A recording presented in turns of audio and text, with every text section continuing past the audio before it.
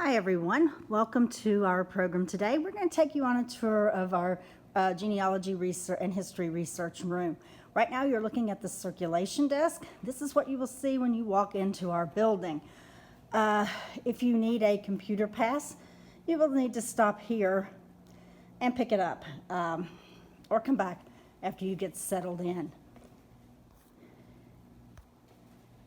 To the right of our circulation desk is our computer printer, and the machine to the right of it is where you put your money. So if you do any printing, that's where it will come out. You will have to log into this computer first to get your print job, and then put your money in the machine and then collect your print job. We also have a photocopier next to it. It also is a prepaid, and there is the machine for it, for your money for it. The photocopier will allow you to scan to an email, so you can email it to yourself, or you can also save it to a flash drive or thumb drive, in addition to just printing it out conventionally. We do have extra paper in the back. If you need ledger paper or legal paper, just ask at the desk for that. Then if you move along again to your right, you will come to the genealogy room. There we go.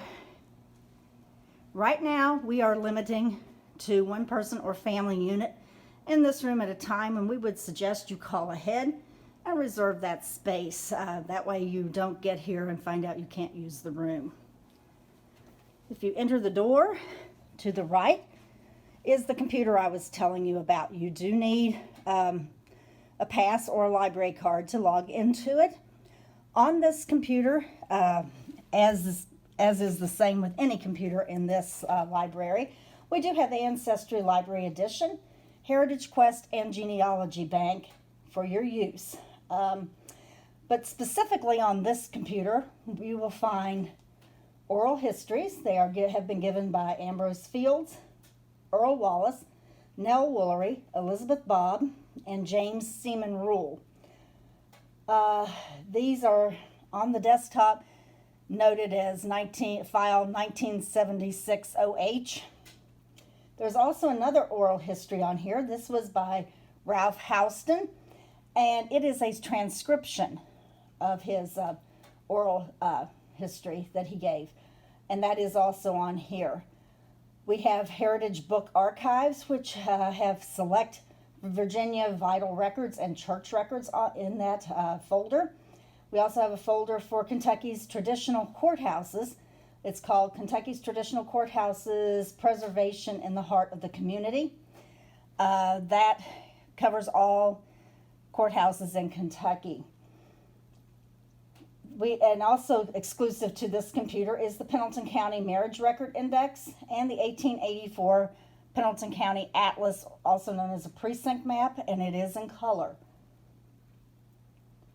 If you need to print, you will need to hang on to if you have a guest pass, you need to hang on to that to get your print job released. Prints to the computer are 10 cents a page black and white and 30 for color. The printer does hold your print job for 24 hours, so you can collect all of your prints at one time if you would like. Currently, the computer is set to allow 1 hour of use, but you can get an extension just by going out to the circulation desk and asking for it. We're going to move around to the right of this desk, and here we have the microfilm cabinet. Let me back up and show you how big it is. Just about all the drawers have something in it. The bottom one doesn't have microfilm. And we have some interesting things on top of it. The obituaries in these two boxes are taped onto index cards. The source has not been stated on them, so it's hard to tell what newspaper they actually came from. We have the overflow is in the bottom drawer of the microfilm cabinet. The little brown box here with the black metal on the sides is the index for death records. It is microfiche, so you would have to look it up on the microfiche. These are also available on Ancestry, and Family Search all you have to have is an account, and Family Search, of course, is a free account. We have some books here. The Research Room Guide will help you determine what's in this room. It also helps our staff help you. We have a listing here from the Pendleton County Historical and Genealogical Society of what they have available at their site. And then we also have an index to the files of E.E. Barton. We have a book over here that you can sign in on when you come to visit if you'd like. We're going to be changing that form, so it will ask for an email address. This is open to anybody, so if you want people to contact you, or if you want to browse through it and find somebody who may be researching the same people you are, that's the purpose of this book. In the microfilm cabinet itself, we have quite a few different items. These are the Barton papers. Many files here. We'll just kind of give you, if you notice here BMR and a number, that is our roll number. So when you look it up in the index, you will look up surname, and next to the surname it will tell you what roll it's on. So when you come to the drawer, you're going to want to look at BMR and then whatever the number is next to it. When you pull it out, you will see a listing of the names on that particular roll of film. They are on the film in that order. Some of them will also have names on the back. This one doesn't, but some do. So if you don't see the name and that's the file you've been given, make sure you look at the other side. The entire top drawer is Barton papers. If you go to the second drawer, we kind of have a mix of things. We do have one roll of Barton film that did not fit in the top drawer. We have microfilm that was donated by the Holland family on their research. We also carry some regional papers. The Grant County Historical Society has filmed the Grant County News and the Williamstown Courier. These have not been indexed at all, so you pretty much need to know what you're looking for, the date about, approximate. They do go pretty far back. I believe 1914 is the most current that we have. And then we do have some rolls of film from the Robertson County Tribune Democrat as well. We have our early papers, the Pendleton Reformer, the Independent. This odd one will have some papers that didn't last very long. I believe a Falmouth maybe is a Democrat, and a Butler paper or two in there. That's all that we have of those. We did get those indexed, Jerry Poppy, and spent a lot of time on that. And the index for these can be found on our website, so you can check that out before you come. What we've indexed is births, deaths, and marriages from those years. The Falmouth Outlook began in the middle of 1907, and there is the first film, and goes through current. We have not microfilmed the last few years, so if you don't find on microfilm what you're looking for, we probably still have it in paper form in the back, so just ask at the desk and we can pull that for you. The Falmouth Outlook has been indexed for deaths. We are in the process of getting that on our website. So anybody who died in 2020 is on there. And then anybody from 1907, we're up around 1920, I believe, right now. You can easily find those online. We do have a hard copy index here and as well. And then, of course, the Outlook continues into the next drawer. In addition to the Outlook here, we also have marriage indexes on microfilm. We have tax lists. Here we also have some census records. A lot of tax lists in this drawer. Marriage bonds are here as well. Let me see, there we go. And then I guess the next drawer, we finish up with the census records over here. Again, the census records and the marriage records are all available online. As far as the census has been released, I should say. We do have guardian bonds here as well, and those are also on Family Search. You have to browse them the same as you will here.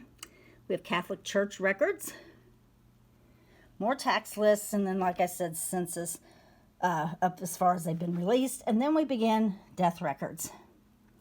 So we have the roll number, and that's something you will get from the index if you choose to do this. But like I said, again, those are available online, and we are not going to be getting any more of those because they are online. But the rest of the cabinet is death records. And then the very bottom, as I said, had obituaries on them. If you come around to this side, next to the cabinet, these books are for use in here for the most part. We have a variety. We have Bluegrass Roots, Kentucky Ancestor on the top two shelves. We also have some Northern Kentucky Heritage magazines down here, family newsletters. These are not indexed. You will have to just pull off a box and go through them. In this room, you cannot check out anything except the Northern Kentucky Heritage magazine and the Kentucky Explorers, which start on the bottom and continue to the next shelf.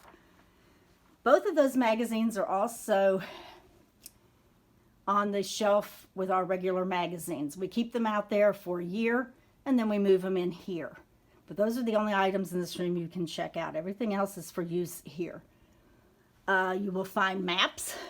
These right here are indexes, atlases.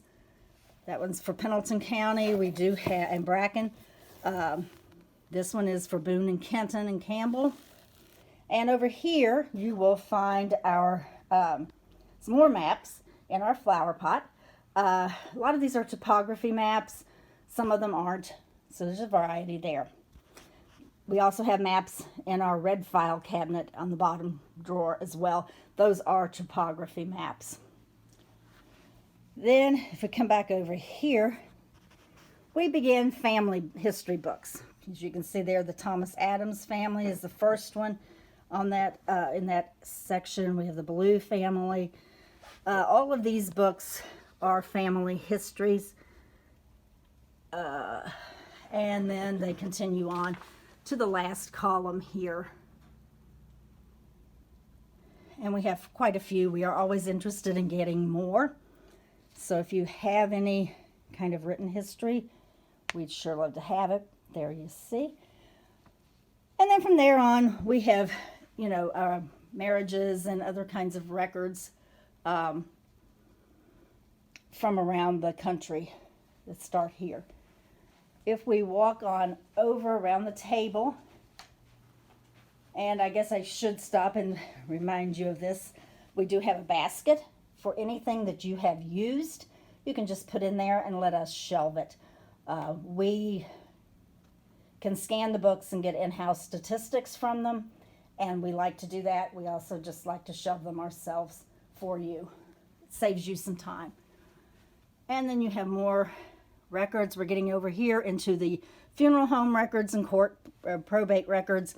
And I only bring this up because there we go. Those are the indexes for the Falmouth Outlook and early papers. And they continue to the bottom shelf. And I did want to point that out to you because that's probably where a lot of people start in their research here. And then we move on over into church and cemetery records. Here we have more along the lines of books on wars, adjutant reports, that kind of thing. And then in the far right column of books, we have yearbooks and local histories, like The Forks of the Licking is a pictorial book of Falmouth. And then we have more yearbooks, Historical Society newsletters from Pendleton and Harrison. And there we go. Now then, we also have another map that I did not mention. This is the cemetery map. These are cemeteries in Pendleton County. And I'll scroll down so you can see. This is printed for us by the Property Valuation Administrator, John Steele's office. These maps, this map has cemeteries on it that you will be able to find on Find a Grave. The Pendleton County Historical Society has worked with the PVA office in getting a GPS coordinate for these and getting them, these cemeteries, and getting them recorded on the county map. On top of the file, we just usually keep some forms. We have courthouse accidents, I guess we could call it, listing. We also have a record for when counties merged into other counties and such. So some helpful stuff here, as well as some forms to fill out for your family. Inside the file, we have our family files. And the top two drawers are families. Just kind of scan through here and give you an idea who's in the top drawer. We always accept any kind of information you would like to donate. We ask that you not just put it in here. We ask that you bring it out to the desk. We like to catalog it. And our goal is to get everything in here scanned so that if a piece goes missing, we can replace it. If there's already that is, if it's an existing file.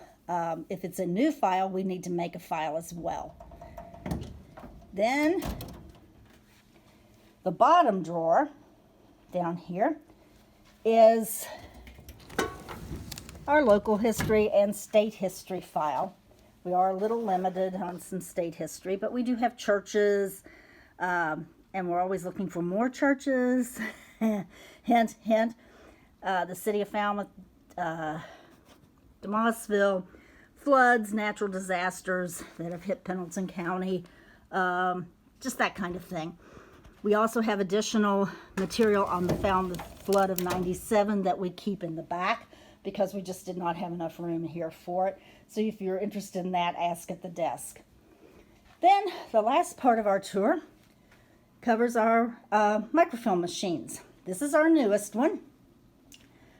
It will allow you to print or to save to a flash drive.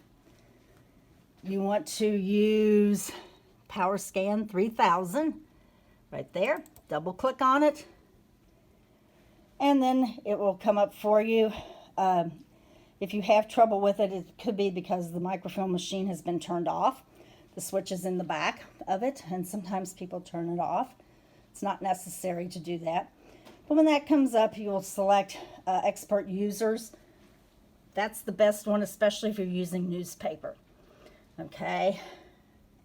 And then on the desk, we have instructions on how to thread the machine. If you have any trouble, again, come out to the front desk. We will gladly help you.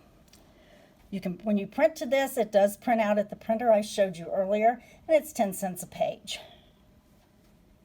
Then we do have one of the old machines. So with that one, if you have any trouble threading it, a lot of people have used these, but so I'm not going to go into how you thread it or anything.